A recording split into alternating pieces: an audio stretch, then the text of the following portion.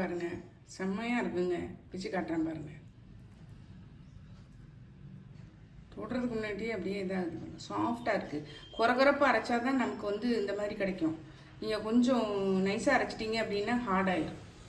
கண்டிப்பாக ட்ரை பண்ணி பாருங்கள். தேவையான பொருட்களை பார்த்துடலாமா? துவரப்பருப்பு, கடலைப்பருப்பு ரெண்டுமே வந்து இந்த கப்புக்கு 1 கப்பு, அதாவது துவரம்பருப்பு 1 கப்பு, கடலைப்பருப்பு 1 கப்பு எடுத்து நல்லா வாஷ் பண்ணி 2 மணி நேரம் ஊற வச்சுருக்கேன். ஒரு சின்ன மீடியம் சைஸ் வெங்காயத்தில் பாதி வெங்காயம் வந்து சின்னதாக கட் பண்ணி வச்சுருக்கேன். சின்ன துண்டு இஞ்சி, 2 பச்சை மிளகாய், 2 காஞ்ச மிளகாய், ஒரு 3 டேபிள் ஸ்பூன் அளவு தேங்காய் துருவல் மிக்சியில் போட்டு ஒரு ஓட்டி வச்சுருக்கேன். கொஞ்சம் கொத்தமல்லி தழை, இது போக பெருங்காயம் தேவைப்படும். ஒரு மிக்சி ஜார் எடுத்துருக்கேன். இதில் வந்து ஜீரகம் 1 டீஸ்பூன் சேர்த்துக்கலாம். இந்த இஞ்சி துண்டு சின்ன துண்டு இதை சின்னதை கட் பண்ணி வச்சுருக்கேன், அதை சேர்த்துக்கலாம். 2 காஞ்ச மிளகாய், 2 வந்து பச்சை மிளகாய். இதை நல்லா குறகுறப்பாக அரைச்சிட்டு வந்து காட்டுறேன். நல்லா அரைச்சிட்டு வந்துட்டு பாருங்க, அதாவது குறகுறப்பாக அரைச்சிட்டு வந்துருக்கேன். இப்போ நம்ம வந்து நல்லா வந்து தண்ணியை வடிச்சிருக்கேன். நல்லா சுத்தமாக தண்ணியை வடிச்சிடணும். இதை வந்து இந்த மிக்சி ஜாரில் சேர்த்துடலாம். சேர்த்துட்டு இதையும் குறகுறப்பாக அரைச்சிட்டு வரணும். நீங்கள் 2 பகுதியாக சேர்த்தாலும் சரி, இல்லை ஒரு பகுதியாக சேர்த்தாலும் சரி, நான் வந்து பாதி பாதியாக அரைச்சிக்கிறேன். இது பாருங்கள், இது மாதிரி குறகுறப்பாக அரைச்சிக்கணும். தெரியுதா உங்களுக்கு?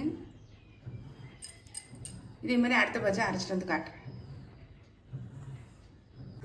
அரைச்சிட்டு வந்துட்டே பாருங்கள். இப்போ இதில் வந்து தேவையான உப்பு சேர்த்துடலாம்.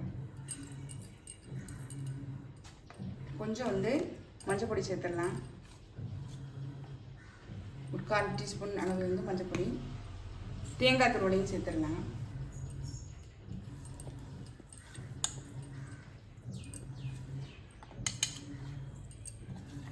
தேங்காய் துருவலில் நம்ம இஷ்டம்தான், கூடுதலாக குறையாகவும் நம்ம சேர்த்துக்கலாம். அது மாதிரி இந்த வெங்காயமும் வேணுன்னா சேர்த்துக்கலாம், வேண்டாம்னா ஸ்கிப் பண்ணிடுங்க. வெங்காயம் சேர்த்துக்கிறேன். கொத்தமல்லி தழை, இதையும் நம்ம வந்து நல்லா சின்னதாக பிச்சு சேர்த்துக்கலாம். கட் பண்ணிக்கலாம், நீங்கள் கட் பண்ணிவிட்டு சேர்த்துக்கோங்க. இது எல்லாத்தையும் நல்லா மிக்ஸ் பண்ணி விட்டுறலாம். முடிஞ்ச வரைக்கும் வந்து நம்ம வந்து திக்காகவே இது பண்ணிக்கலாம். அதாவது கொழுக்கட்டை வந்து புளிக்க வரணும். தண்ணி சரியாக ட்ரைன் பண்ணாமல் அரைச்சிங்கன்னா வராது, புளிக்கிறதுக்கு வராது. நல்லா மிக்ஸ் பண்ணி விட்டேன் பாருங்கள். இட்லி தட்டில் இருக்கீங்களா, அந்த இது மினி இட்லி ஊற்றுற தட்டில் நல்லா எண்ணெய் தடவி வச்சுருக்கேன்.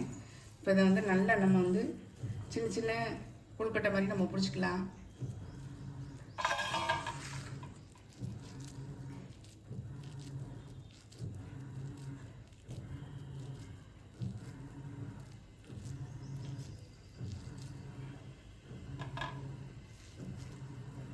இப்படி நம்ம வந்து ஒரே சைஸாக நம்ம வந்து பிடிச்சி வச்சுக்கலாம்.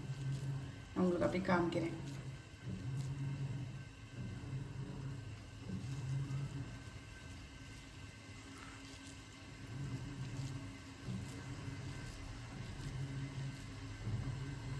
பிடிச்சி வச்சுட்டு காமிக்கிறேன். எல்லா பிடிக்கட்டைகளையும் பிடிச்சாச்சு. இப்போ நம்ம வந்து இட்லி பாத்திரத்தில் வச்சு வேக வச்சு எடுத்துடலாம். தண்ணி நல்லா குடிச்சிட்டு பாருங்க.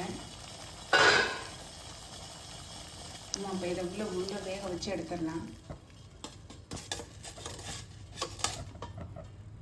10 நிமிஷம் வச்சா போதும்.